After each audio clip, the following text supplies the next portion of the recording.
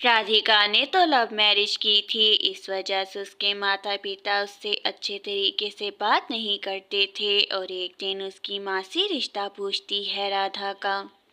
दीदी, मैं चाहती हूँ कि हम दोनों का ये रिश्ता और भी ज़्यादा मजबूत हो जाए, इसलिए मैं चाहती हूँ कि कृष्णा और राधा का विवाह हो जाए। और मेरा ये तो बहुत ही अच्छा सुझाव है, लेकिन सबसे पहले मुझे तुम्हारे भाई की सहमति लेनी पड़ेगी, उसके बाद ही कुछ होगा।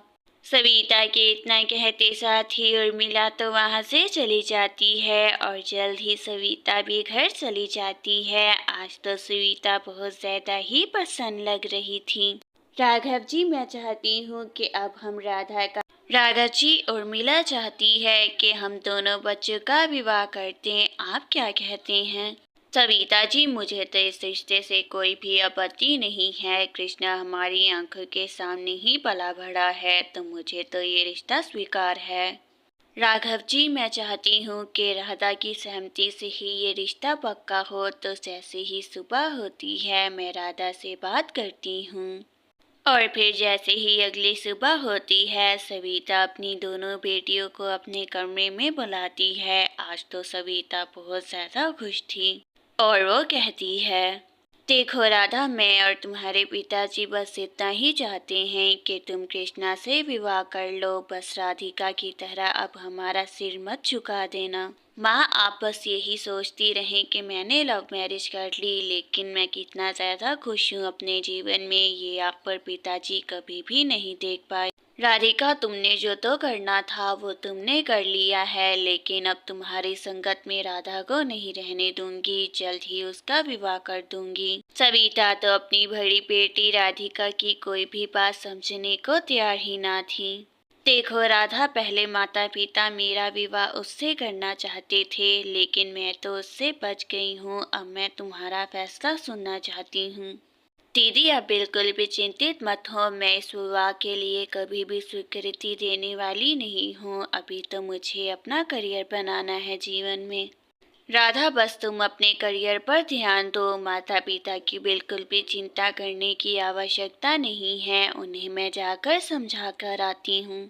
जल्द ही रात भी हो जाती है और जैसे ही रात होती है, राधिका अपने माता पिता के कमरे में जाती है और उन्हें जाकर समझाने की बहुत ज्यादा कोशिश करती है। माँ, आप राधा की स्वीकृति जानने के लिए आई थी, तो मैं आपको बता देती हूँ कि वो इतने लालची लोगों में विवाह बिल्कुल भी नहीं करना चाहती। देखो राधिका, तुमने खुद तो अपनी मर्जी का विवाह कर दिया है, लेकिन अब राधा को भड़काने की कोई भी आवश्यकता तुम्हें बिल्कुल भी नहीं है। पिताजी, आप हमेशा मेरी मंशा को गलत ही लेते हैं। बस राधा इतना ही चाहती है कि विवाह से पहले ही वो अपना करियर बिल्ड कर ले। राधिका के लाख समझाने के बावजूद भी उसके माता पिता को कोई भी बात समझ आती ही नहीं है। राधिका तो बहुत ज्यादा चिंतित लग रही थी और राधा कहती है, दीदी, मैं जानती हूँ कि माता पिता ने आपको मेरी तरफ से बहुत कुछ कहा है, लेकिन आप फिर भी मुझे वो सब कुछ नहीं बताएंगी। देखो राधा, मैं जानती हूँ कि माता पिता बस इतना ही चाहते हैं कि तुम अपने जीवन में खुश रहो, लेकिन वो उन लालचियों को नहीं जानते हैं। दीदी, मेरी खुशी तो माता पिता की ही खुशी में है। अगर वो इस तरह ही प्रसन्न होते हैं तो मैं विवाह की स्वीकृति दे देती हूँ उनको। राधिका अपनी बहन को इतना कहते साथ ही वहां से चली जाती है और अपने माता पिता के कमरे में जाकर उनसे इस तरह कहती है वो, पिताजी, अगर आप यही चाहते हैं तो मुझे इस रिश्ते से कोई भी आपत्ति नहीं है, लेकिन आपको दीदी को ये सब कुछ नहीं कहना चाहिए था। देखो राधा, तुम्हारी स्वीकृति सुनकर मुझे बहुत ज्यादा प्रसन्नता हो रही है कि तुमने भी अपनी दीदी की तरह हमारा सर नहीं झुकाया।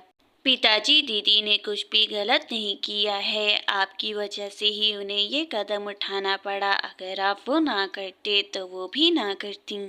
राधा इतना कहकर अपने माता पिता के कमरे से चली जाती है और कुछ समय में ही सुबह भी हो जाती है। और जैसे ही सुबह होती है, राघव उर्मिला को कहता है, उर्मिला, इतना कुछ होने के बावजूद भी तुमने दोबारा राधा के लिए रिश्ता मांगा, मैं बहुत प्रसन्न हूँ और हमारी तरफ से हाँ है।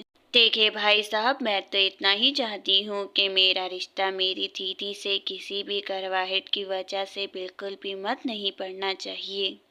इस तरह राधा और कृष्णा का विवाह पक्का हो जाता है और मीला तो हर रोज ही राधा के घर किसी न किसी को लेकर आ जाती है और सविता और उसके पति का बहुत ज्यादा खर्चा हो रहा था और वो दोनों ही इस सब के लिए बहुत ज्यादा परेशान रहते थे। माँ अगर इस तरह ही मासू अपने साथ दिखाने के लिए रिश्तेदारों को लाती रही राधा को, तो हम तो कर्जे में ही डूब जाएंगे बहुत जल्द। राधिका, तुम बिल्कुल ठीक कहती थी। उर्मिला को तो मेरा जरा सा भी ख्याल नहीं है, लेकिन अब क्या कर सकते हैं, रिश्ता तो कर दिया है। माँ, मैंने तो आपको पहले ही समझाने की कोशिश की थी, लेकिन अभी भी आप रिश्ता नहीं तोड़ना चाहती तो उन दोनों का विवाह कर दें जल्द ही।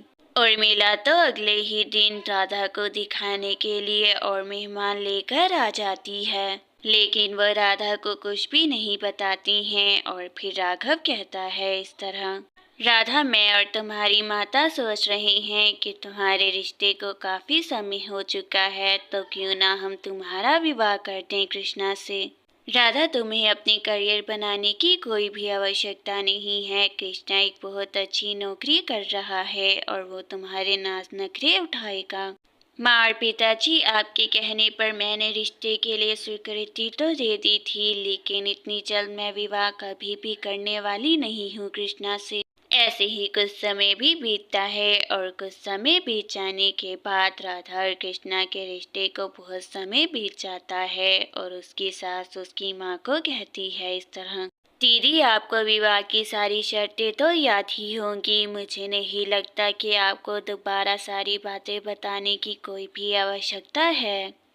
उर्मिला, मुझे सब कुछ ही याद है, तुम्हें याद करवाने की कोई भी आवश्यकता नहीं है। हम अपनी बेटी को सब कुछ ही देकर भेजेंगे। दीदी, ये तो अच्छी बात है कि आपको सारी शर्तें ही मंजूर हैं। अब मैं फोन रखती हूँ, मुझे अपनी बेटी की विवाह की तैयारियां भी करनी हैं। शर्तों की बात सुनकर राधिका तो बहुत ज्यादा घबरा जाती है और कहती है, माँ, उर्मिला मौसी ये विवाह से पहले किन शर्तों की बात कर रही थी? आपने तो मुझे इन शर्तों के बारे में कुछ भी बताना जरूरी नहीं समझा। वो बस राधिका, तुम्हारी मौसी इतना ही चाहती हैं कि जो राधा सामान लेकर जाए वो जरा अच्छा हो और कृष्णा के लिए एक बड़ी गाड़ी बस। माँ, मुझे तो पहले ही मालूम था कि वो लोग बहुत ज़्यादा लालची हैं, लेकिन लगता है कि आपको ही समझने में बहुत ज़्यादा देर हो गई। सविता को अब सारी बातें ही राधिका की समझ आ रही थी, लेकिन अब वो कुछ भी नहीं कर सकती थी।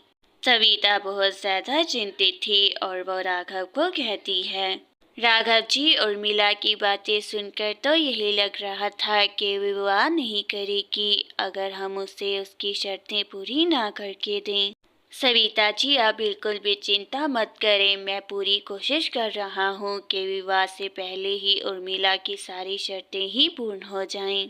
बस एक बार उर्मिला की सारी शर्तें पूर्ण हो जाएं, फिर मुझे पूर्ण विश्वास है कि वो राधिका को अपने घर में बिल्कुल बेटियों की तरह ही रखेगी। राधिका तो अपने विवाह के दिन बहुत ज्यादा सुंदर लग रही थी और उसकी सास उसकी माँ से कहती है, दीदी, आपने सारी शर्तें ही बखूबी निभा दी हैं, लेकिन सबसे बड़ी शर्त अभी रहती है, मुझे कृष्णा के लिए गाड़ी चाहिए। देखो उर्मिला, जिस तरह हमने तुम्हारी पहली शर्तें पूर्ण कर दी हैं, तुम बिल्कुल भी चिंता मत करो, गाड़ी की भी शर्त जल्द ही पूर्ण हो जाएगी।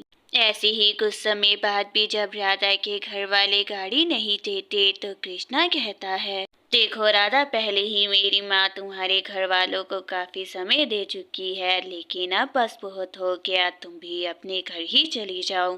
कृष्णा राधा को घर से बाहर निकाल देता है और राधा अपना सूटकेस लेकर चली जाती है। माँ, मैंने आपको कितना समझाया था कि ये रिश्ता मत करें। कृष्णा ने मुझे घर से बाहर निकाल दिया है, गाड़ी आएगी तो मैं जाऊंगी। राधा बेटी, मुझे माफ कर दो, मैंने अपनी गलती की वजह से तुम्हारा सारा जीवन बर्बाद कर दिया, मुझे बहुत ज्यादा दुख है इस बात का। माँ, ये दुख अब आपको हर पल ही सताएगा, क्योंकि गाड़ी के बगैर मैं घर नहीं जा सकती और आपको हर रोज ही मुझे देखना पड़ेगा।